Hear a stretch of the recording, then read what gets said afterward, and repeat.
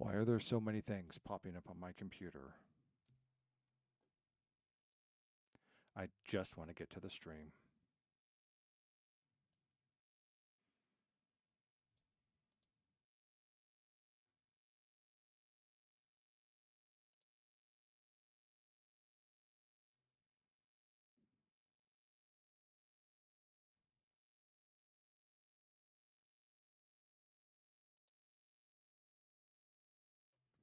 Okay, that sounds like a good mic check. Let's mute that down. Let's mute that down so I don't get any backwards knowledge. Okay, welcome to the stream. I am NOC. This is NOC is reviewing Iron Lung, the movie. Just got home from it. So let's talk a little bit about things. So the first thing to do is we're dealing with Iron Lung, the movie, which is an adaptation of Iron Lung, the video game. So as far as adaptations go, it's pretty good. It's pretty good. So really, what we need to do before we compare it to the movie is talk about what the game is trying to achieve. I believe that Iron Lung, the game, is primarily focused on claustrophobia, being inside the sub. You're blind. You don't know what you're doing. You don't know where you're going. You don't know how you're going to get there. Well, you know where you're going, but you're not too sure if you can do it. You can't see anything. You only get like snapshots of things. So that's the first thing, is the intensity of the claustrophobia. The second thing is basically deprivation of senses, which are supposed to try and add to the tension of what you're playing in the game. Then there's also some psychological trauma or images that you're starting to pick up and see underneath the oceans, while also adding to a layer of mystery of what is going on, what is down here. But as you get closer and further along, you start running into things that that you might not be alone down there, which all builds up to kind of an intense ending. So, but a very quick ending at that. It's a very quick ending in the game. Once you reach to it, boom, it's on you. Game, game over. That's it. So, let's talk about the premise of the plot. The premise of the plot is that this thing called the Quiet Rapture happens. All the stars are gone. All the habitable planets are gone. The only thing left are some stations and some barren moons. And you are a convict. And because you're a convict, you get volunteered to be put into this Iron Lung, this submersible designed specifically for this moon that they're around, because this moon has oceans, but they're oceans of blood. And you have to go down in there and go to these specific locations to see what's going on down there. And because of the intense pressure of blood, which is, it's not water, it's heavier than blood, you're welded in, and the only port screen is covered and sealed, so you can't look out. So that's it. But besides that, there is no communication. There is you're all on your own, just dealing with whatever's going on around you outside that you can't see. Kind of reminds me a little bit of Blair Witch Project, when they're in the tents and suddenly all the hands start pressing in from the tents. Always this thing. Yes, we're safe in the tent. Your tent is, nothing but nylon. Nylon between you and the entire world of darkness that's sitting outside your tent. So, no, you're not safe. And there's been enough werewolf and woodland psycho slasher movies to prove that your tent is not a protection. The Iron Lung is designed for pressure, but it's only made so well. So let's get to the movie. Markiplier is the main character. He is playing the convict, and the movie starts off pretty much with the game. He's set into the Iron Lung. He's dropped into the ocean of blood to start looking for these different viewpoints. Now in the game, you're supposed to go and hit each of the viewpoints, and then supposedly they'll lift you back out and you'll be free. And that's kind of what Markiplier's character has been told. But upon his first finding, things change. Things begin to deviate from the game. And so that's a good thing. So we're not just playing the game. He's taken He's taken the premise of the game, the layout of the game, the encounters of the game, and pretty much what we would call the props, like stage props of the game, and he started to weave his own story with it, but sticking with the theme and the overall story essence of uh, of the game.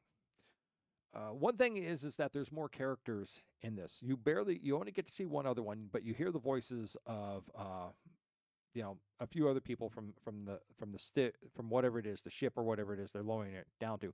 And the reason for that is in filmmaking, screen making, there is this I don't want to say a tradition, it's kind of a requirement that you have 5 characters in a movie. That is the standard fare. You have to have at least 5 characters in the movie. You have to have something really special if you're going to have less. And if you really have less, it starts becoming more like an art house film. And you're definitely going to have a hard time doing it in horror because without any other characters to feedback on, you're only by yourself. So maybe as a 30-minute short or something like that, it might be done. But you actually have to have some other characters, some other voices, some other outside influences in order to help the drama continue along. So anyone who's played the game and go, well, why are there more characters? This is why. It's a requirement of making movies. How do I know this? As part of my education in English and writing, creative writing, I also took classes in film. Primarily screenplay writing, and this was one of the things we were taught. You can do a film with less characters, but the less you have, the less likely someone's going to pick it up and do it. So it's just a thing, and it's done well. They're instead of having like constant, continuous characters, they're there on the periphery, and that's okay. You don't have to have 5 on-screen characters all the time. You can have one, and we got it. We got the convict. The convict is there. Convict is going in. He's checking things out. He's finding things, and trouble happen. We get a little bit into the film. He gets a little reprieve, and then things get more intense after that, and that's where all the pressure starts coming in. I would have to say that I may be jaded.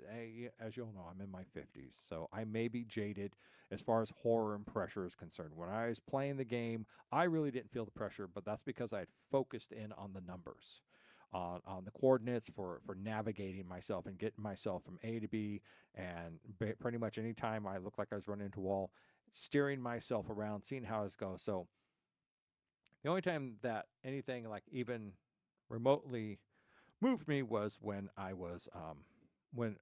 don't want to spoil the game, but a big thing happens. A big thing happens about midway through the game. So other things, they take ideas. I don't know where the ideas came from.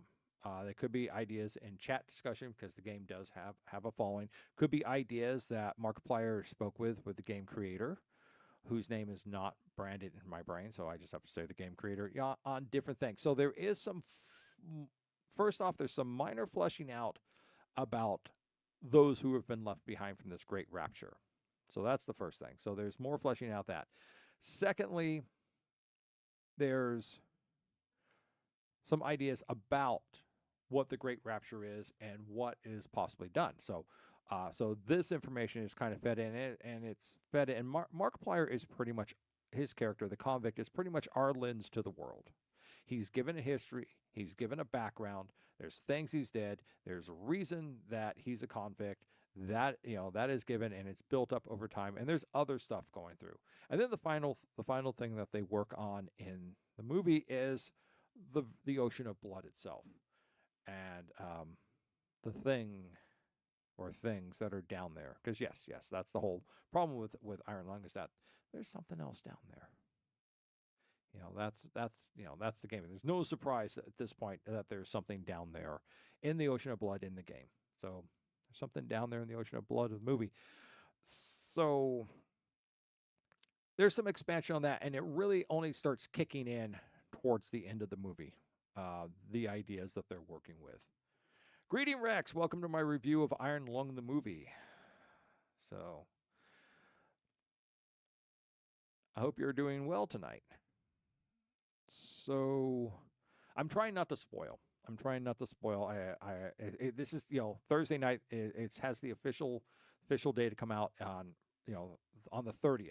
So that for me that's tomorrow night. That's Friday.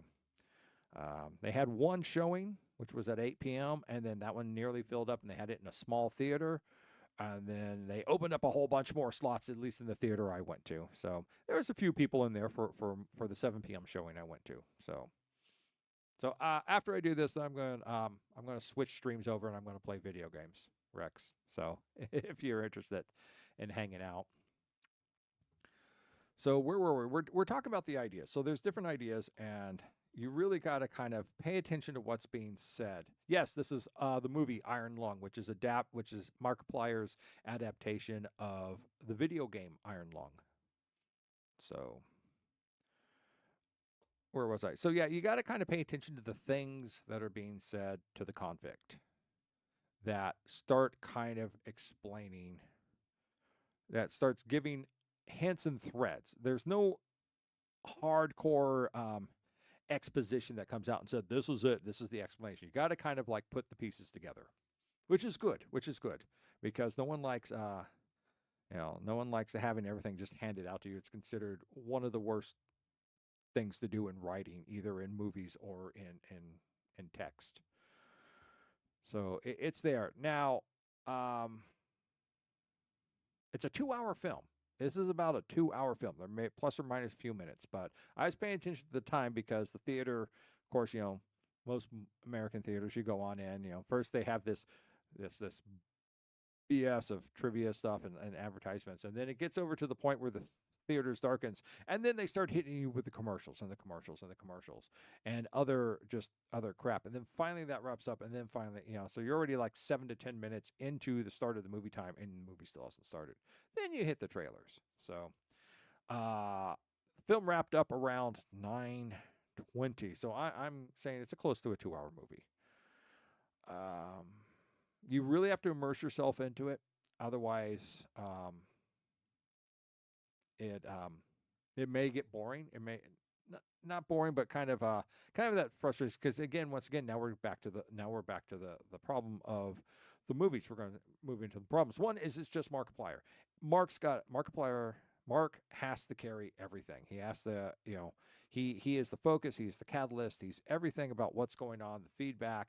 He talking about the aftermath of the Quiet Rapture. The back history that has been given, he has to carry that into his thing, and he has to act it, and he's inside this small submersible, the Iron Lung, and sometimes his body language is a bit stiff. Emotionally, he's emoting better. Emotionally he's emoting better. There's times that he does move things around. He's got some pretty good reactions, but he also suffers from "why are you sitting there? Get up your butt and go do it" syndrome. Especially seeing as everyone knows from the game, there's a limited oxygen and there's the oxygen countdown. It's like, why are you wasting your time doing that? Why aren't you? I would be up. I don't care what sort of psychological trauma I'm going through. I'd be up. I'd be back there. I'd be moving that damn thing, trying to get myself out.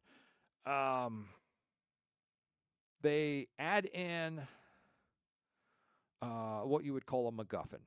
They add in a MacGuffin to give more drama, more tension.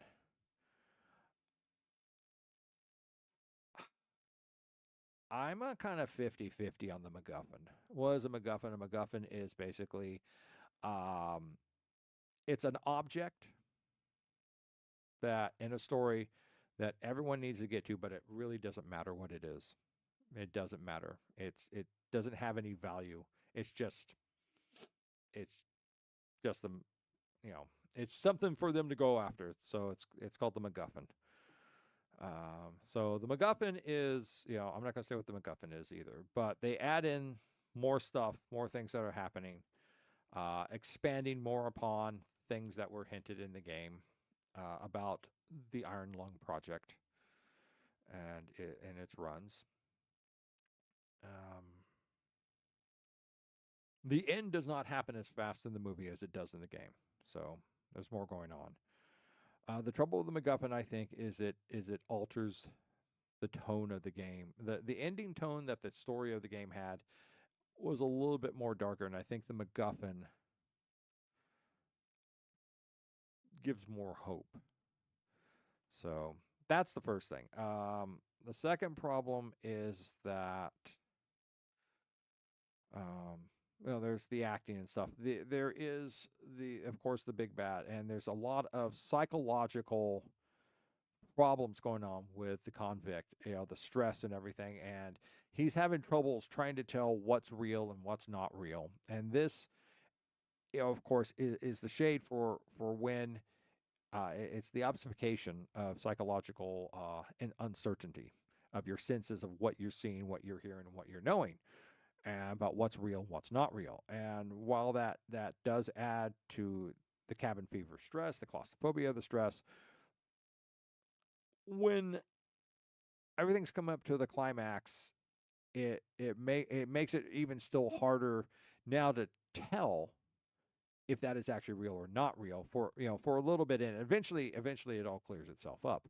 But the trouble is that the shift over, kind of, you spend more time trying to figure it out than you do um, taking in what you're seeing. All right. There's some pretty cool stuff that they do with the blood. I'll say that, though. The blood ocean. I kind of like that. That was kind of cool. You'll see what I mean when you watch the movie. The ending also has a problem that it suffers from the worst, in my opinion, the worst technique in filming, and that is shaky cam. That is, things are going bad, so you shake the camera. You shake the camera all around, and you can't tell what the hell is going on. And the other thing, the other problem, and this is all at the climax of the movie. The other problem I also found with the movie is the audio at the end during the climax. There's so much noise, so much shouting, so much being said by the different voices and everything, that it's hard to keep track of what's being said at times. And it kind of, it's too much of an overwhelming of the sense. And this is going on during shaky cam too. So so that kind of detracts. That kind of detracts. At least for me in a movie, that kind of detracts. Um, so the pictures, they do more pictures. They do more images than what you see in the game. So those look cool. There's lots of cool stuff in the game. There's lots of cool stuff going on. So I mean, in the movie, there's more pictures than what was in the game, and some of them are pretty cool, pretty scary. And you're like looking at it, going, "Oh God!" So, uh, so that's it. And they touch upon, well, they touch upon all the major images that you find, and then I have to say that they change the nature of two of the images to something else. And you'll figure it out what it is if you've played the game and then you watch the movie. But there is no wake up and it was a dream. That's good. There is no Deus Ex Machina rescue and salvation.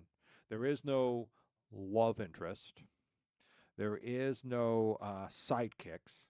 None of that Hollywood trope crap. So that's good. It's the convict locked into this thing, trying to get out, trying to get to freedom, trying to get home, trying to get out of this death trap of a submersible, and constantly being promised and promises broken and everything. It's, I mean, this because you're watching the previews. You've seen the previews. You've already know that's kind of what's going on. He just wants to get out and go home, or whatever home there is left after there. With too few people to do anything and too many people to survive on the resources that are left. So is it worth going to see in the theater?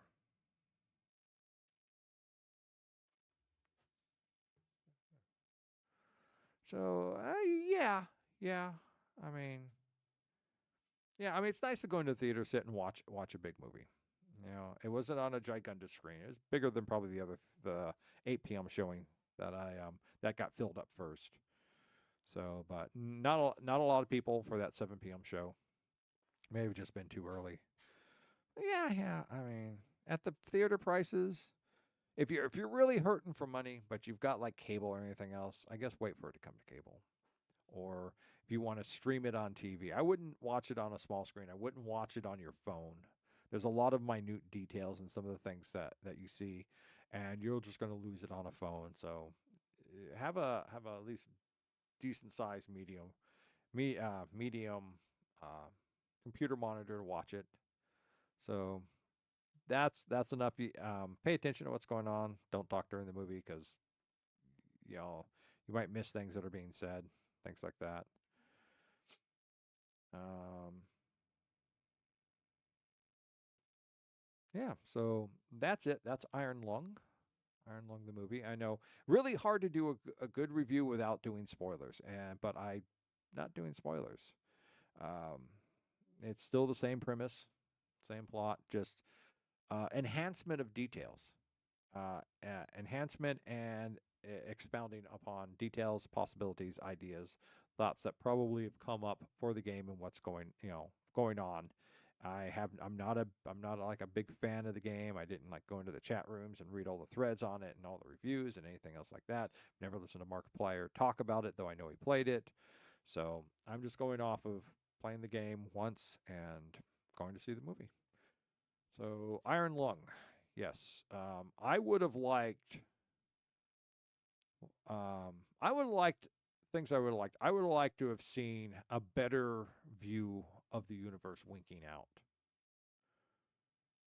That's what I'd like. I would have liked to have had a better view of the moon and its seas of blood, as part of the intro to the movie. You don't get that. Maybe that was just too much. Too much CGI. I mean, CGI is expensive. For them to do on a limited budget movie. We don't say low budget, we say limited. So I would have liked to have seen that. Um, the the backgrounds for the survivors of the universe. I guess that's the best way to call. What has happened to the remainders? How have they gotten along? How have they fractured? Into any factions, anything like that. I would have liked. Well, it's really hard to say. I would have liked a little bit more detail, but I would have liked at least a little bit of something, so I could sit there and say, okay, this is Group A, this is Group B, and I'm not too sure if there's a Group C. So, other than that, um, I think they pretty much did well. Like I said, they didn't do massive exposition.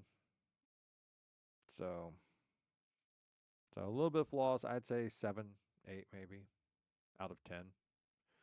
Out of 100. No, out of 10. So that's Iron Lung. That's Iron Lung the movie. So little stream here. Then I'm gonna pause it off, and I'm gonna go ahead and get the stream set up for tonight's games. We're going to be doing Genshin Impact dailies, followed by Subnautica. Very appropriate for after Iron Lung. Very appropriate. Okay. Thank you very much for checking out my stream on Iron Lung. If you like this, leave a comment. If you would like to make a follow. I do reviews sometimes. I try and do reactions to like Genshin because that's something that's related. I don't do political reviews or social commentary reviews. That's just nah. But I do a movie review now and again if it's like related to games. So I think that's a good thing. So and that's this. So I'm going to go ahead and stop this. I'll be back in about 5 minutes. So Rex, if you're still there, I'll be back. I'll be starting up a fresh stream in about 5 minutes. All right. Well, thank you. Thank you very much for checking out my review of Iron Lung.